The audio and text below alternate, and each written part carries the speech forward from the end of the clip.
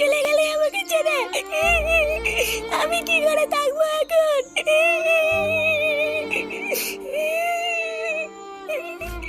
এখন আমি কি নিয়ে থাকবো? ইস, লেওরা এই মেয়েটার কপালটাই খারাপ। কেন গো পল্টুদা? আর বলিস না, এই মেয়েটার ইচ্ছে না থাকা সত্ত্বেও কিছুদিন আগে এই দাদুটার সাথে মেয়েটার বিয়ে হয়েছিল। আর এখন দেখ, কিছুদিন যেতে না যেতেই আবার বিধবাও হয়ে গেল। কপাল পোড়া থাকলে যা হয় আর কি। এবার যে এই মেয়েটা সারা জীবন কিভাবে থাকবে? আরে ধুর পাগল, অত চাপ নিচ্ছিস কেন? আমি আছি তো নাকি? আমি তো লেওরা ঠিক করেই নিয়েছি, আজ থেকে এই বৌদি সমস্ত ভাত কাপড়ের দায়িত্ব আমার। আরে ফুটো, ও তোর বৌদি হলো কি করে? দাদুর বউ তো ঠাকুমা হয়। ঠাকুমা তো তোদের, আমার কাছে তো কচি বৌদি। হ্যাঁ, তুমি কি বললা? আমি কিন্তু বাড়ি গিয়ে মাকে বলে দেবো। কি হয়েছে? একটুখানি বাছুরের বাল, আবার বড় বড় কথা।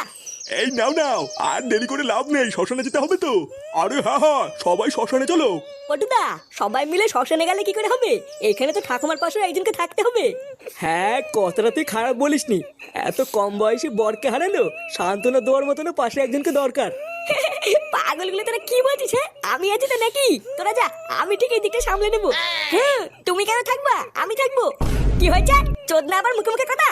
না রে ফুটো, ফাটা ঠিকই বলেছে। তোর থাকতে হবে না, ফাটাই থাকুক। বাচ্চা কাছে ছেলে পেলে পাশে থাকলে ঠাকুমারও মনটা ভালো থাকবে। তারা কার মানি? তোর জন্য আমার থাকা হলো না। রাত্রেবেলা একবার ফিরতে দে, তো সেটা ভাঙছি।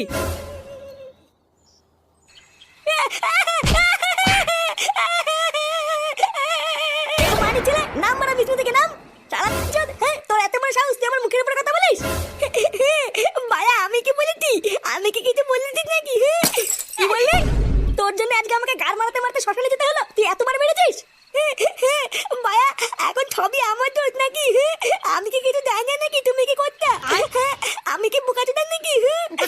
কি করতাম মানে? আজ তোর গাড়ি এত রস হয়ে গেছে, তুই মুখে মুখে কথা বলছিস? চুদির বেটা, আজ তো সেটা আমি ভেঙেই দেবো, দেখবি? দাদু, ও দাদু, আমাকে বাঁচাও। ওরে চোদ না, তুই এখন বাঁচার জন্য দাদুকে ডাকছিস? আজ তোর গার ভাঙার হাত থেকে কোনো বালছেরা দাদু থেকে বাঁচাতে পারবে না। এই কি হয়েছে রে? রাত দুপুরে এত চিল্লামিল্লি কিসের? দাদু, ও দাদু, ও বাবা আমাকে মারছে, আমি কিছু করিনি দাদু। এই কি হয়েছে রে ফুটা? তুই ফাটাকে এমনি এমনি মারতিস কেন? কত সতীচুদা নাতি উনার যে আমি এমনি এমনি মারতে যাবো? আমার জীবনে সব সুখ শান্তি গাধার গায়ে ঢুকে গেল, আর আমি নাকি এমনি এমনি মারছি? হ্যাঁ, তাই ভর সন্ধ্যাবেলায় শুধু শুধু দাদু ভাইকে মারতিস কেন সেটা তো বলবি। মারছি কে সাদে?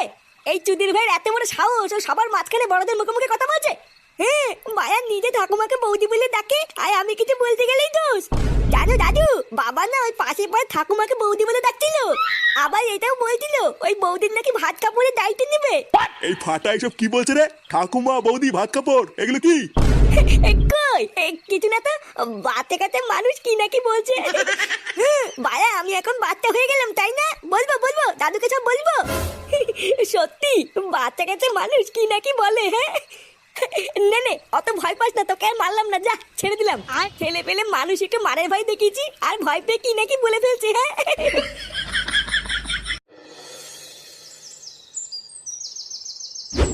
ইস, আমার তো এটা ভেবেই খুব খারাপ লাগছে। এই বারোচোদা পাড়ায় ওর একটা বউ রেখে কেউ চলে যায়? আমি তো শিওর দেখবি ঠাকুমাকে একা পেয়ে কেউ না কেউ ঠিক মুখ মারতে আসবে, দেখে নিস। আমার তো তোর উপরেই বেশি সন্দেহ হচ্ছে, কারণ এইরকম ভাবনা চিন্তা কই আমাদের মাথায় তো কোনো সময় আসেনি। কি বললি চুদির বেটা? তুই আমার চরিত্র নিয়ে সন্দেহ করছিস? আরে ভোসরাগুলো, তোরা কি এইসব আজগবি কথা বন্ধ করবি? কার কে মুখ মারতে আসবে না পোদ মারতে আসবে, অত তোদের ভাবনা চিন্তা করে লাভ নেই। যার তা সে ঠিক বুঝে নেবে, আমাদের অত মাথা ঘামানো লাগবে না। কিরে, বৌদির বাড়ি থেকে তোরা কি কেউ খোঁজ খবর নিয়েছিস নাকি? হ্যাঁ, বৌদি বৌদি আবার কি না?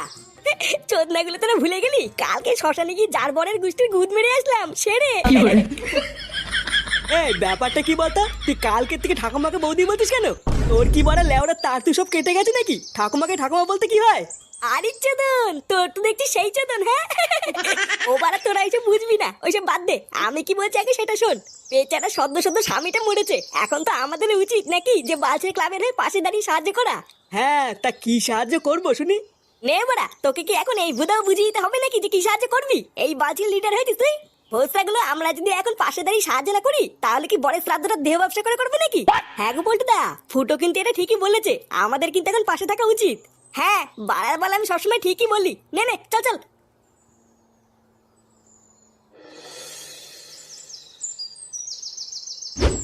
না গো, আমার কোনো রকমের কোনো সাহায্যই লাগবে না।